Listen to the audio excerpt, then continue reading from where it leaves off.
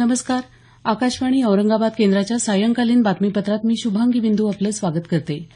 राष्ट्रपती पदाच्या निवडणुकीसाठी नामांकन पत्र भरण्याच्या आजच्या शेवटच्या दिवशी विरोधी पक्षाच्या उमेदवार मीरा कुमार यांनी आपलं नामांकन पत्र दाखल केलं, तर राष्ट्रीय लोकशाही आघाडीचे उमेदवार रामनाथ कोविंद यांनी आपल्या नामांकन पत्राची चौथी प्रत दाखल केली. राष्ट्रपती पदासाठीची निवडणूक येत्या 17 जुलैला होणार आहे. पीपल्स डेमोक्रॅटिक पार्टी अर्थात पीडीपी या काश्मीरच्या सत्तेतल्या भाजपच्या भागीदार पक्षानं कोविंद यांना पाठिंबा देणार असल्याचं आज जाहीर केलं. आतापर्यंत 28 पक्षांनी कोविंद यांना पाठिंबा जाहीर केला आहे. 1993च्या मुंबई साखळी बॉम्बस्फोट प्रकरणातला आरोपी मोहम्मद डोसा याचा आज मुंबईतल्या जे रुग्णालयामध्ये मृत्यू झाला. छातीत दुखत असल्याचं त्यानं सांगितल्यामुळे त्याला कारागृह प्रशासनानं आज सकाळी दवाखान्यात दाखल केलं होतं. हृदयविकारानं त्याचा मृत्यू झाल्याची माहिती जे रुग्णालयाच्या अधिष्ठातांनी दिली आहे.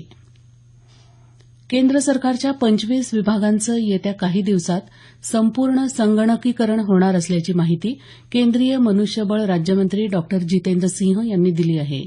ई फाईल्सच्या निर्मितीचा वेग गेल्या वर्षीच्या तुलनेत 6,000% वाढल्याची माहितीही त्यांनी दिली आहे. कोरडवाहू शेतीसाठी कर्जमाफीची 5 एकराची अट शिथिल करावी यासाठी आपण मुख्यमंत्री देवेंद्र फडणवीस यांची भेट घेणार असल्याचं केंद्रीय मंत्री रामदास आठवले यांनी म्हटलं आहे. अहमदनगर इथं जिल्हाधिकारी कार्यालयात आयोजित पत्रकार परिषदेत ते आज बोलत होते.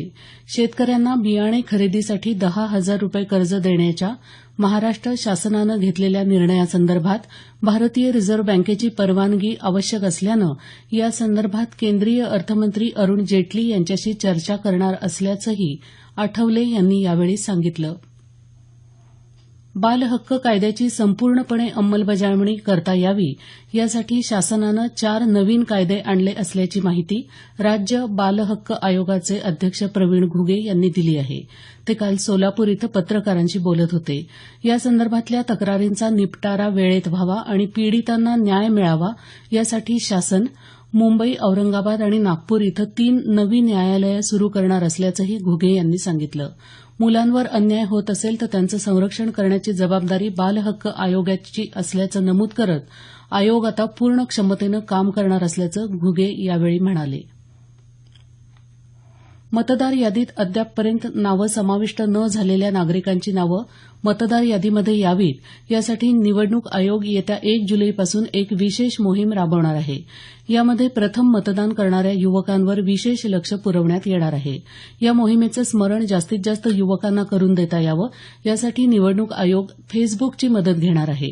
फेसबुक वापरणाऱ्यांना मतदार यादीमध्ये नाव नोंदवण्याचं स्मरण करून देण्यासाठी फेसबुकवर रजिस्टर नाऊ या बटनाची निर्मिती करण्यात आली आहे. तसंच 13 भारतीय भाषांमधून फेसबुकद्वारे याबाबतचा स्मरण संदेश पाठवला जाणार आहे. दरम्यान लातूर जिल्ह्यातल्या 18 ते 21 वर्ष वयोगटातल्या प्रथम मतदारांच्या नोंदणीसाठी येत्या 1 ते 31 जुलै दरम्यान जिल्ह्यात विशेष मोहीम राबवण्यात येणार असल्याची माहिती लातूरचे जिल्हाधिकारी जी श्रीकांत यांनी दिली आहे. नवमतदारांनी या मोहिमेचा लाभ घ्यावा असं आवाहनही त्यांनी केलं आहे. आषाढी एकादशीच्या वेळी पंढरपूरला येणाऱ्या भाविकांच्या सोयीसाठी रेल्वे प्रशासन राज्याच्या वेगवेगळ्या भागांमधून 7 विशेष रेल्वे गाड्या सोडणार आहे. यामध्ये दौंड पंढरपूर, लातूर पंढरपूर, नागपूर पंढरपूर, मिरज पंढरपूर, नवी अमरावती पंढरपूर, पंढरपूर कुर्डुवाडी या गाड्यांचा समावेश आहे. याशिवाय पंढरपूर रेल्वे स्थानकामध्ये अतिरिक्त कर्मचारी तैनात करण्यात येणार असून तिकीट खिडक्यांची संख्याही वाढवण्यात येणार आहे. दरम्यान आषाढी वारीसाठी निघालेल्या संत मुक्ताबाई यांच्या पालखीनं आज दुपारी 12:30 वाजता सोलापूर जिल्ह्यात प्रवेश केला. बार्शी परंडा रस्त्यावरच्या वारदवाडी फाटा या गावात या पालखीनं आज दुपारी प्रवेश केला, तर आळंदीहून निघालेल्या संत ज्ञानेश्वरांच्या पालखीनंही आज धर्मपुरी या गावातून सोलापूर जिल्ह्यात प्रवेश केला. सोलापूर जिल्हा प्रशासनानं या पालख्यांच्या स्वागताची तयारी केली होती. तसंच आरोग्य, पाणीपुरवठा, सुरक्षा, वीज आणि वाहतूक व्यवस्था चोख ठेवली होती. याबरोबरच हे बातमीपत्र संपलं. आमचं यानंतरचं बातमीपत्र उद्या सकाळी 6:50 वाजून